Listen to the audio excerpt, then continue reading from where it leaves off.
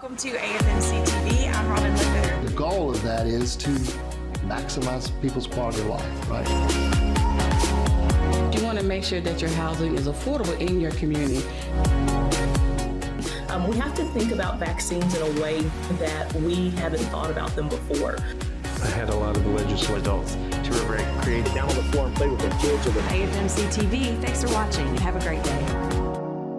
Welcome to AFMC TV. I'm Robin Ledbetter. Thank you for joining us. Today I have with me Dr. Laura Rothfeldt, and she's the Arkansas Department of Health veterinarian. Dr. Rothfeldt, thanks for being here today. Thank you. I enjoy coming. Well, we're talking about tick bites, and the CDC reports emergency room visits for tick bites are at an all-time high since 2017.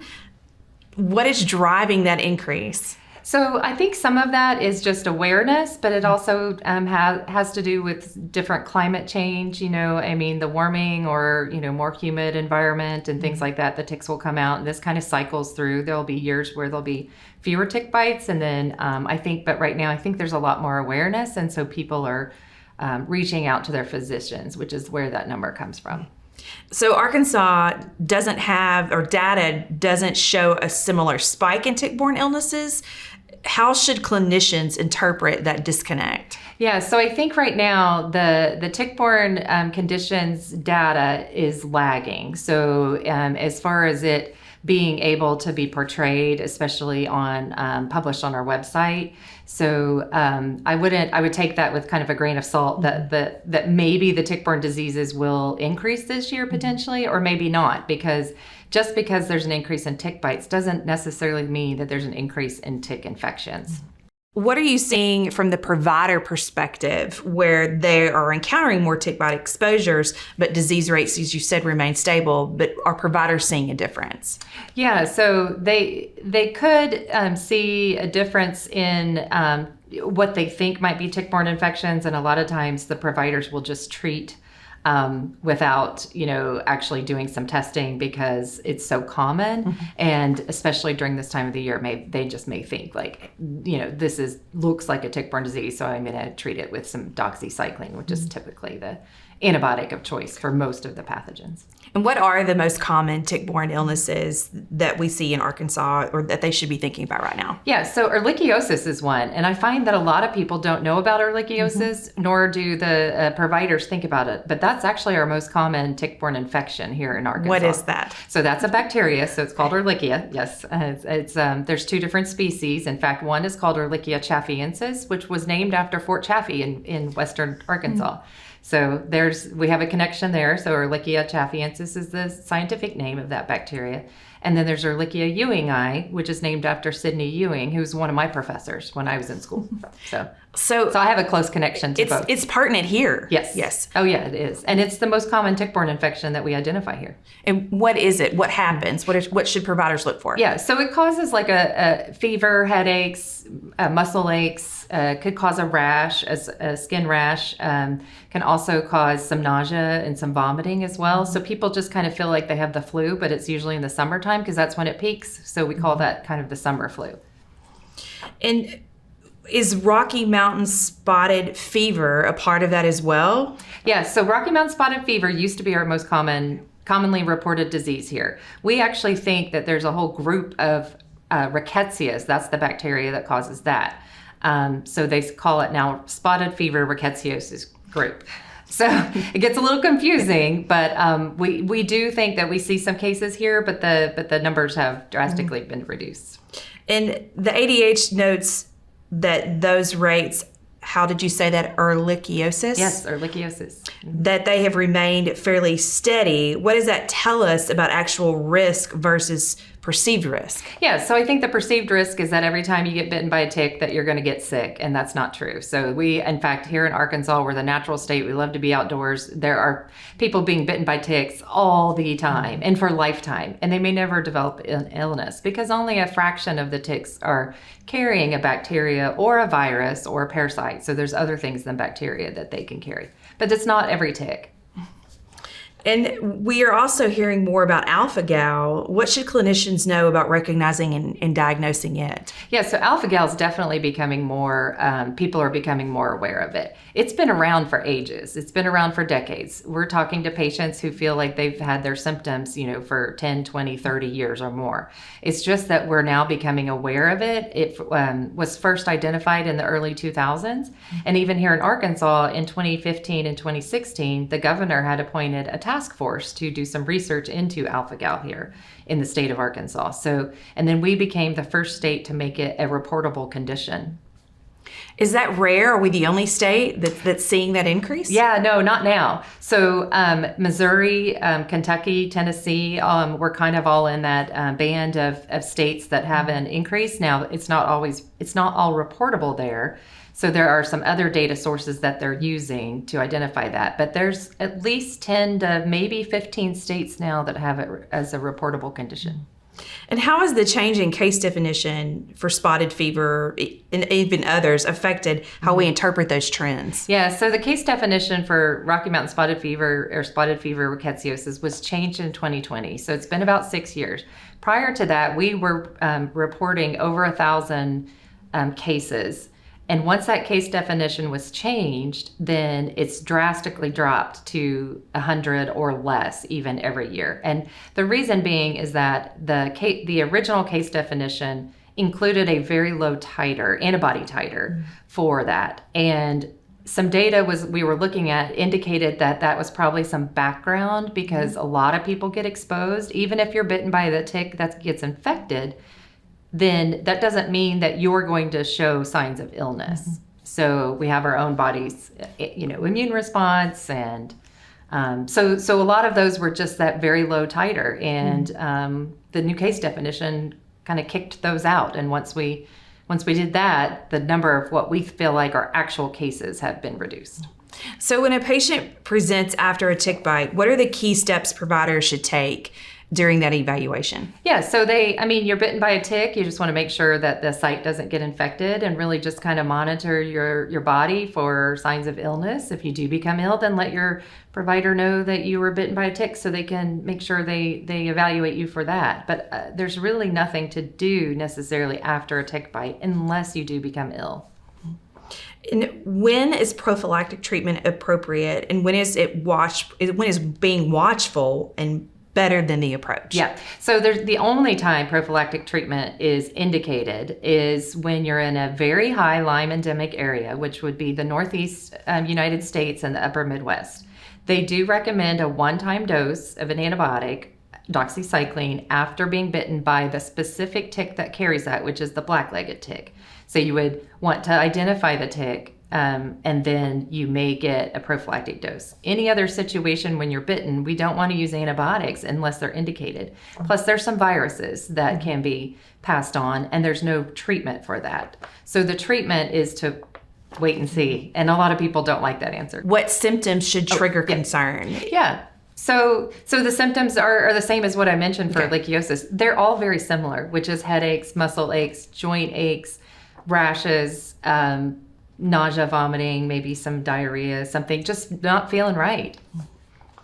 How can a primary care and even emergency providers counsel patients effectively without causing unnecessary alarm? Yeah, so they should tell them that, if you're bitten by a tick, then that's standard precautions is just to wait and see if you do develop symptoms. At the first sign of illness, you probably should go seek care, because if you wait too long, then it could become, more severe. You may end up being hospitalized. These diseases can even, lead to death, but that's very, very uncommon. Is it different for children than it is for adults? Yeah, we think that, maybe children, it might be more severe or maybe not. It's actually really hard to tell with our data right now. So, but certainly, just like I think anything else, anybody over 65 should be considered to be at higher risk of developing more severe illness. And you touched on this a little bit. What does prevention look like? What should healthcare providers be telling patients to look out for? Yeah, so prevention really has to do with knowing where the environment where you're headed. So knowing that if you're going to be in grassy, brushy, or wooded areas, there's probably ticks. They're out there everywhere, even though you're not seeing them. They're there. And so if you're going to be in those areas, you could make sure you want to stay on the trails. But if you can't stay on the trails and you have to get off, then you want to use EPA registered insect repellents. And there's a whole list of that on the internet that you can look those up. But typically things we think of are DEET and picaridin, which is another one. There's oil of lemon eucalyptus. So there's a lot of options for that. The other thing would be to wear long pants that are light colored and tuck your pants into your socks. It's not fashionable, but it is safer to do that so that the ticks can't get up inside your pants, which is usually what happens. So, and the other thing is you can treat your clothing and gear with permethrin, and that's really, really effective. So you can treat your hiking boots or your pants, and you can even buy clothing with permethrin treated in there. So when I was in the Army, we actually had uniforms that they came with permethrin treatment in them. And so you need to do that before you go out. Yeah, so you need to do that like the night before so that you can soak your clothing and then let it dry, and then it's very effective even for many washes afterwards. What are common misconceptions patients have about tick removal or even prevention that providers should connect with? Yeah, so tick removal is interesting because there's a whole lot of tales that people talk about as, when you're growing up and you take like the burnt end of a match or Vaseline or things like that. And we don't really recommend that because it kind of agitates the tick, and it can possibly make them sort of expel more of their contents into you at the time. So really all you need is a pair of tweezers. Everybody's got tweezers, and you take a pair of tweezers and you just put the tip of the tweezers at the base of the skin. And so I don't want to lose that. So you would, this is my mosquito bite, by the way. You would use the tweezers at the base of the skin and then just grasp and pull straight out. No twisting or jerking, just pull straight out. It may take a little bit of tension because there's a little bit of cement and things that the ticks put in there. And so when you pull it out, it may come out with like a little plug of that and maybe some skin cells and stuff, but you just pull straight out and that's it. You can kind of treat, wash and clean that wound and wash and clean your hands. And then we do recommend kind of saving the tick so that you can maybe have it identified later. So tell us, what should you do after you remove a tick? Yeah, so we recommend taking a picture of the tick so that we can identify it later. If there's any concern, we can tell you what the risks are. What we don't recommend is testing that individual tick, and that's for several reasons. One of the reasons is that it's difficult to interpret the results. If it's a positive, it doesn't necessarily mean that the tick transmitted that infection to you during the tick bite. So we still wouldn't do anything but wait and see. The other reason is a negative may give you false assurance. So you may think, well, this tick didn't have anything in it, but you may have been bitten by another tick that you didn't notice. And so that could be a concern. And then the third thing is that the tick testing itself may take some time, and you're probably going to develop symptoms or not develop symptoms within that. So the test result will return even after you really are past that period of needing to know what it was. So for those reasons, on an individual basis, we just don't recommend testing of that individual tick, but we can tell you what the risks would be potentially based off of the species that the tick is. So what are the key messages providers should pass along to patients to keep them safe? Yeah, it's just important that we want you to enjoy the outdoors, but we want you to enjoy them safely. So make sure that you kind of protect yourself. There's certain things too I didn't talk about, like when you return from the outside, you want to take your clothes off, and you can either wash them in hot water or put them in the dryer on high heat for at least 10 minutes to kill any ticks. We also want you to do a tick check. Make sure that there's none crawling on you. That would include just taking a bath or a shower, because you can rinse those off before they actually attach. But also look in areas where they might be attached, which is kind of your armpits, your waist, between your legs, your head, things like that. So it's interesting because the ticks start on the ground. They don't jump from trees like people think. So if they're in your head, they actually had crawled all the way up you, which is a little creepy, right? But yeah. It's okay to put your clothes in the washer. That's going to kill them? Yes, hot water. Hot water. Yes, okay. Hot water. Medium to cold water will not kill them. But then if you put them in the dryer on high heat, it will kill them. Okay. Yeah.